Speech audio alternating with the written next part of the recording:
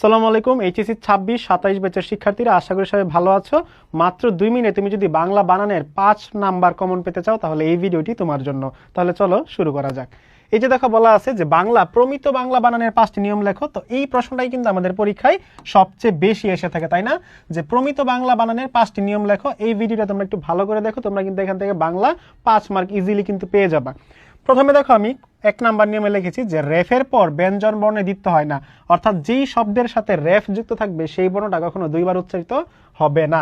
যেমন দেখো এই যে রেফ আছে কর্তা, তো এই তটা কিন্তু একবারই হয়েছে। সেইম ভাবে দেখো কর্ম, এই যে রেফ আছে, তো রেফ থাকলে কি হবে, এই মটা একবারই যুক্ত হবে। অর্থাৎ যেই শব্দের বা যেই বর্ণে রেফ যুক্ত হবে সেই বর্ণটা কিন্তু কখনো দুইবার উচ্চারণ হবে না। তাহলে এই গেল আমাদের 1 নাম্বার নিয়ম। 2 নাম্বার নিয়ম দেখো বলা আছে যে অসংস্কৃত শব্দে কেবল দন্তন্য হবে।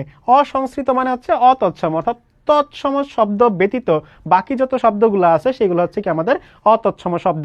যেমন সেটা হতে পারে তদ্ভব শব্দ, হতে পারে দেশি শব্দ কিংবা বিদেশি শব্দ। তাহলে আমাদের অতৎসম শব্দে কি হবে ভাইয়া, দন্তন্য হবে।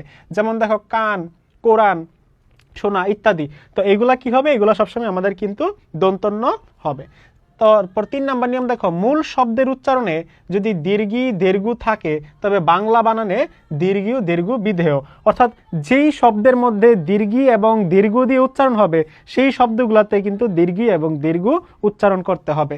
যেমন দেখো এই যে শিল, এই শব্দটা হচ্ছে আমাদের দীর্ঘি দিয়ে লিখতে হয়, দীর্ঘি দিয়ে শুদ্ধ, আমাদের কিন্তু এটা দীর্ঘিকারই দিতে হবে। ঠিক আছে। তারপর হচ্ছে ইস্ট, ঠিক আছে, এগুলো হচ্ছে কি হবে, দীর্ঘিকার হবে। তারপর দেখো 4 নাম্বার দেখো নিয়মে বলা আছে যে বিশেষণবাচক আলি প্রত্যয়যুক্ত শব্দে রস্যিকার হবে। অর্থাৎ এই নিয়মটা তুমি কিন্তু মুখস্থ না করলেও পারবা। কিভাবে পারবা, দেখো এখানে বলাই আছে যে শব্দের শেষে কি যুক্ত থাকবে, আলি যুক্ত থাকবে। তো আলিটা কিভাবে আছে, দেখো রস্যিকার আছে নাকি দীর্ঘিকার আছে, রস্যিকারই আছে, তো শব্দটা এটা রস্যিকারই হবে স্বাভাবিক, তাই না? যেমন দেখো এই যে সোনালি, সোনালি, ঠিক আছে, শব্দের সাথে দেখো আলি যুক্ত আছে। এমন হইতে পারে রূপালী, বর্ণালী, মিতালি, গীতালি, চৈতালি, অনেক কিছু হইতে পারে। অর্থাৎ শব্দের শেষে যদি আলি প্রত্যয়টা যুক্ত থাকে তো ওই শব্দটা কি হবে, রস্যিকার হবে।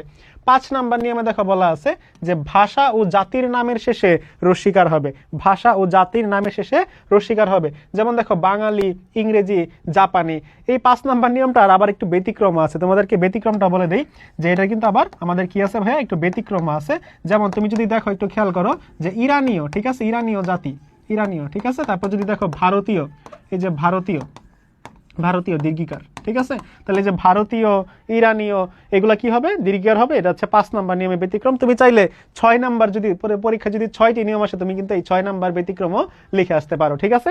তো 6 নাম্বার দিয়ে এটা ব্যতিক্রমটাও লিখে আসতে পারবা, ঠিক আছে। ওকে, তাহলে তোমাদের সাথে দেখা হবে ইনশাল্লাহ পরবর্তী কোনো ক্লাসে। আর যারা বি একাডেমি পেজটি ফলো করো নাই সবাই একটু কষ্ট করে ফলো করে দাও। সবার সাথে ইনশাল্লাহ দেখা হবে পরবর্তী ক্লাসে। সেই পর্যন্ত সবাই ভালো থাকো, সুস্থ থাকো। আসসালামু আলাইকুম।